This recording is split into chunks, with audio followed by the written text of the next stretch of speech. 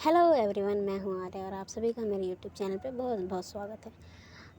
आप सब मेरे साथ सुन रहे हैं एक लड़की भीगी भाग से अध्याय 6। अब तक हमने सुना कि आहान अंतरा को देखने लड़के वाले आए थे, पर उसे इस बात की बिल्कुल जानकारी नहीं थी और उसने लड़के वालों के सामने जाकर हंगामा कर दिया था, जिस वजह से जया जी काफ़ी क्रोधित हुई थी।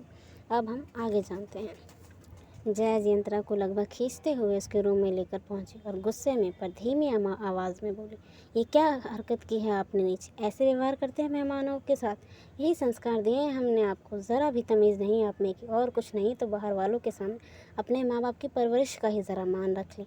आप सबके सामने ऐसे बदतमीज़ी कैसे कर सकती हैं अंतरा? उनकी आवाज़ में एक नाउम्मीदी थी, पर अंतरा भी काफ़ी गुस्से में थी। उसने भी उसी लहजे में जवाब दिया, जैसे आप लोग मेरी ज़िंदगी का से जुड़ा इतनी बड़ी बात मुझसे छुपा सकते। मेरा बोलना आपको बुरा लगा तो मुझे धोखे में रखकर मेरी ही ज़िंदगी का इतना बड़ा फ़ैसला लिया आपने, तो क्या मुझे बुरा नहीं लगा होगा? सुबह ही पूछा था मैंने आपसे कि कौन आ रहा है, पर आपने मुझे कुछ नहीं बताया, बस फरमान सुना दिया कि जल्दी आना है। और अब भी मुझे ये नहीं बताया जा रहा था कि मुझे देखने लड़के वाले आए हैं। बस ऑर्डर दे दिया गया कि तैयार होकर शोपीस की तरह उनके सामने आकर उपस्थित हो जाओ। आपने एक बार भी सोचा कि मुझे कैसा लगेगा? मुझे देखने लड़के वाले आए, पर ना तो किसी ने मुझसे पूछना जोई समझा, ना ही बताना। क्या ये गलत नहीं था? क्या मुझे हक नहीं अपनी ज़िंदगी से जुड़ी इतनी बड़ी बात जानने का? अंतरा भी काफ़ी गुस्से में थी और गुस्से की वजह उसका दुख था। इतनी बड़ी बात उसे छुपाई गई थी, इससे उसका मन ज़्यादा आहत हुआ था और दर्द नाराज़गी गुस्से के रूप में बाहर आ रहा था। उसकी बात खत्म होते ही जया जी ने गुस्से में कहा, अगर सच बताते तो क्या आप मान जाती हमारी बात? हाँ, नहीं मानती तो क्या झूठ बोलेंगे आप सब मुझसे? आप धोखे से लड़का दिखा रहे हैं। कल आप धोखे से बोलकर मेरी शादी करवा देंगे। मुझे तो समझ नहीं आता कि जब मैं पहले ही कह चुकी हूँ कि मुझे नहीं करनी है शादी, तो क्यों आप लोग मेरे पीछे पड़े हैं? आपकी इसी ज़िद की वजह से हमें आपसे झूठ बोलकर मजबूरी में ये सब करना पड़ा। पिछले 3 महीने से 6 लड़के हाथ से निकल चुके हैं, पर आप शादी करने के लिए नहीं माने। ये रिश्ता भी हाथ से निकल जाएगा। आपको क्यों शादी नहीं करनी हम नहीं जानते, पर सारी उम्र हम आपको बिठा कर नहीं रख सकते। हमारे भी कुछ अरमान हैं, कुछ इच्छाएं हैं। हम भी आप अपने जीते जी आपको अच्छे घर में जाते रस्ते बसते देखना चाहते हैं, पर मुझे शादी नहीं करनी माँ, अंतरा ने बिफरते हुए कहा। उसकी आंखों में आंसू भर आए थे। अभी शायद उनकी बहस और चलती, पर अचानक ही रूम का दरवाज़ा खुला और चिरंजीव जी अंदर आए। उन्हें देखते ही अंतरा की आंखें छलक आईं और उसने लाचारी से कहा, पापा मुझे शादी नहीं करनी। क्यों आप लोग मेरे साथ ऐसे ज़बरदस्ती कर रहे हैं? चिरंजीव जी उसके पास चले आए और उसके आंसू पोंछते हुए बड़े ही प्यार से बोले, बेटा हम आपके साथ कोई ज़बरदस्ती नहीं कर रहे हैं, बस इतना कह रहे हैं कि एक बार लड़की को देख लीजिए, उनसे मिल लीजिए। आपको पता है हमने आपसे झूठ बोलकर क्यों इस लड़की के लिए हाँ कही? अंतरा ने सुबकते हुए इनकार में सर हिला दिया, तो चिरंजीव जी ने आगे कहना शुरू किया, लड़का दिखने में अच्छा है, स्वभाव भी अच्छा है, सेटल्ड है, परिवार में बस माँ है। 3 गली छोड़कर ही उनके मामा का घर है और कुछ वक्त में वो भी यहीं अपना घर बनाने वाले हैं। अगर आपकी शादी उनसे होगी तो हमें अपनी लाडो को खुद से ज़्यादा दूर नहीं भेजना पड़ेगा। कुछ कदमों की दूरी पर होंगी आप, तो जब चाहेंगे मिल लेंगे आपसे। और सबसे बड़ी बात कि लड़का पसंद करता है आपको, समझदार है, संभाल लेगा आपको। इसलिए हम पर विश्वास करके बस एक बार लड़के से मिल लीजिए, उसके बाद आपका जो भी फैसला होगा हमें मंजूर होगा। चिरंजीव जी की बात सुनकर अंतरा के दिमाग में एक पल को आहान का ख्याल आया, पर फिर उसने अपना सर झटक दिया और कुछ पल बाद सोचते हुए बोली, ठीक है आप कह रहे हैं तो मैं मिल लूँगी, पर नीचे सबके बीच नहीं, छत पर मिलूँगी लड़के से, वो भी अकेले। अंतरा की बात सुनकर चिरंजीव जी और जया जी के माथे पर चिंता की लकीरें उभर आई। जया जी फिर गुस्से में कुछ कहने ही वाली थी कि चिरंजीव जी ने हाथ दिखाकर उन्हें रोक दिया और अंतरा को देखकर मुस्कुरा कर बोली, ठीक है बेटा, हम लड़के को छत पर भेज देंगे, आप आराम से बात कर लीजिएगा उनसे। ये आप क्या कह रहे हैं? ये बदतमीज़ लड़की हमारी इज्जत मिट्टी में मिला देगी। जया जी परेशान सी बोल पड़ी।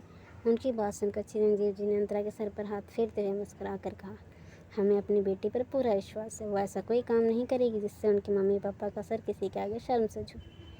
चिरंजीव जी ने अंतरा पर अपने विश्वास का दबाव बना दिया, जो अब उसको कुछ भी गलत करने नहीं देगा, और फिर उसको चेंज करने का कहकर जया जी के साथ नीचे चले आए। उन्होंने अंतरा के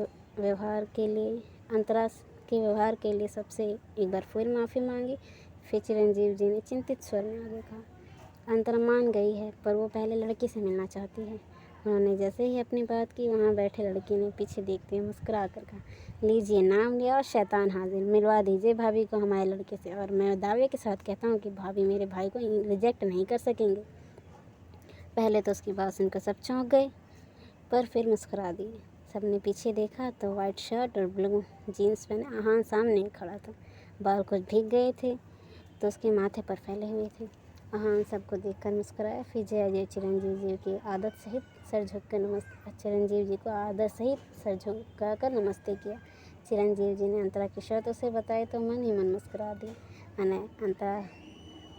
अने उसको अंतरा से सजग रहने की हिदायत देते हुए ऊपर ले आया। बाहर अभी हल्की बारिश हो रही थी और उसी बारिश में अंतरा भीग रही थी। उसकी पीठ आहान की तरफ थी। अने ने अंतरा को आहान के बारे में बताना चाहा, पर आहान ने मना कर दिया और उसको नीचे भेज दिया। कुछ पल वो सीढ़ियों के पास खड़ा बारिश में शांत खड़ी अंतरा को देखता रहा, फिर उसके तरफ कदम बढ़ा दिए। अंतरा आंखें बंद किए बारिश में खड़ी थी। तभी उसके कानों में एक जानी पहचानी सी आवाज़ पड़ी, हेलो। अंतरा ने चौंकते ही एकदम से अपनी आंखें खोल दी, तुरंत ही पलट गई। अपने ठीक पीछे खड़े आहान को देखकर अंतरा और ज़्यादा चौंक गई और आंखें फाड़े उसको देखते हुए बोली, तुम यहाँ क्या कर रहे हो? तुम सच में हो? मैं तुम्हें इमेजिन तो नहीं कर रही? अंतरा हैरान परेशान से बोले जा रही थी और आहान लबों पर सौम्य से मुस्कान सजाए उसको देख रहा था। अंतरा जैसे ही चुप हुई, आहान ने गहरी निगाहों से उसको देखते हुए कहा, अच्छा तो बात यहाँ तक पहुँच गई कि अब तुम मुझे इमेजिन भी करने लगी हो। मुझे नहीं पता था कि मुझसे कोई चंद मुलाकातों का असर तुम पर इतना गहरा होगा कि तुम जागती आंखों से मेरे सपने देखने लगोगी। आहान की बात सुनकर अंतरा के चेहरे के भाव एकदम से बदल गए। उसने आंखें छोटी छोटी करके उसको घूरते हुए कहा, बकवास बंद करो अपनी, वरना मुंह तोड़ दूंगी तुम्हारा। अगर मुंह तोड़ दोगी तो बात कैसे करोगी मुझसे? फिर मुझे यहाँ बुलाने का कोई फ़ायदा ही नहीं रह जाएगा। आहान की बात सुनकर असमंजस भरी निगाहों से उसको देखने लगी। किसने बुलाया तुम्हें यहाँ? तुमने, आहान ने सहजता से जवाब दिया। उसका जवाब सुनकर अंतरा ने आंखें बड़ी बड़ी करके उसको देखा और हैरानी से बोली, मैंने कब बुलाया तुम्हें? तुम्हारे पापा ने मुझे कहा कि तुमने मुझे बात करने के लिए यहाँ बुलाया है। अंतरा उसकी बात सुनकर सोच में पड़ गई और कन्फ्यूज से खुद से ही बोली, पापा ने कहा तुमसे? मैंने तुम्हें बुलाया? मैंने कब बुलाया? सोचते ही अचानक ही अंतरा के दिमाग में कुछ आया और वो हैरानी से बोल पड़ी, मैंने बुलाया तुम्हें? पापा ने कहा, पर मैंने तो उस लड़के को बुलाया था। मतलब तुम वो लड़के हो जो मुझे देखने आए हैं? हाँ, अंतरा ने मुस्कुरा कर हामी भरी। आहान ने मुस्कुरा कर हामी भरी। वहीं अंतरा का सर घूम गया ये सुनकर। उसने अपना सर पकड़ लिया। उसके हैरान परेशान चेहरे को देखकर आहान ने आगे कहा, क्या हुआ? मुझे यहाँ देखकर तुम इतनी परेशान क्यों हो गई? अंतरा ने अब आहान को देखा और गहरी सांस छोड़ते हुए बोली, क्या चाहते हो तुम मुझसे? पिछली बार जो बकवास करके गए उसकी वजह से पहले ही मेरा सुकून छिन गया है, और अब ये सब क्यों? मुझे हार्ट अटैक देकर मारना चाहते हो तुम? अंतरा परेशान से उसको देखने लगी। आहान ने एक और कदम उसकी तरफ बढ़ा दिया। अब दोनों एक दूसरे के काफ़ी करीब थे। आहान ने गहरी निगाहों से उसको देखते हुए कहा, उस दिन मैंने बकवास नहीं की थी, बल्कि अपने एहसासों को साझा किया था तुम्हारे साथ, और मेरी मोहब्बत सच्ची है। इसका सबूत है कि मैं शादी करना चाहता हूँ तुमसे, और इसलिए अपना रिश्ता लेकर आया हूँ तुम्हारे लिए। अगर तुम्हारी हाँ हुई तो मैं अपनी सारी ज़िंदगी तुम्हारे साथ बिताना चाहता हूँ।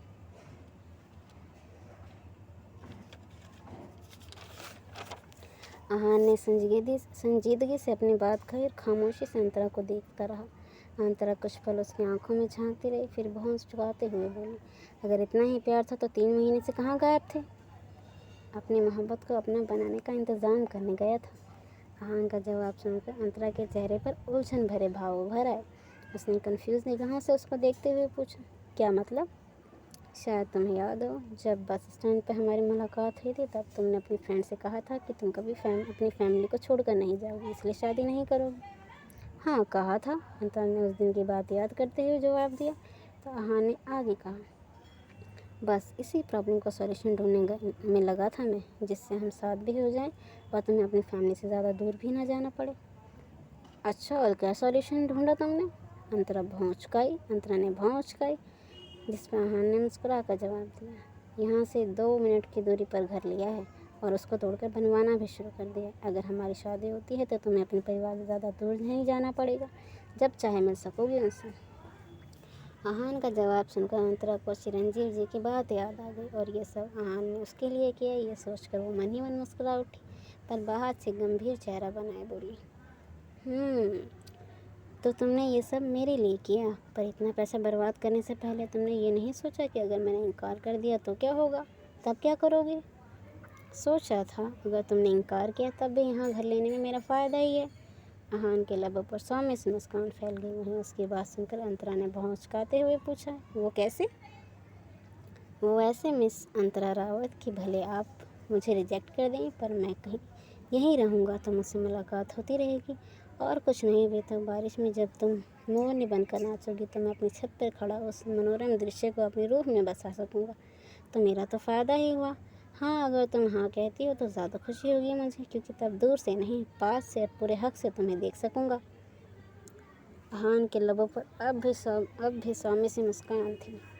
वहीं अंतरा के लब ना चाहते हुए भी मुस्कुरा उठे थे।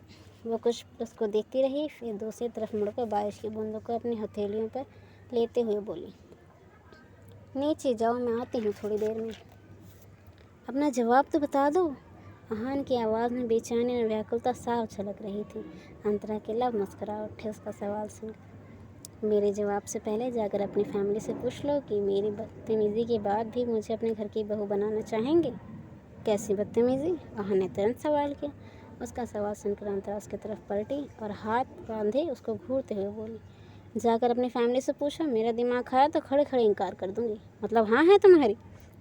आहान एक्साइटमेंट में तेज़ आवाज़ में बोला और आंखें फाड़े उसको देखने लगा। अंतरा के लब पर हल्की सी मुस्कान उभर आई।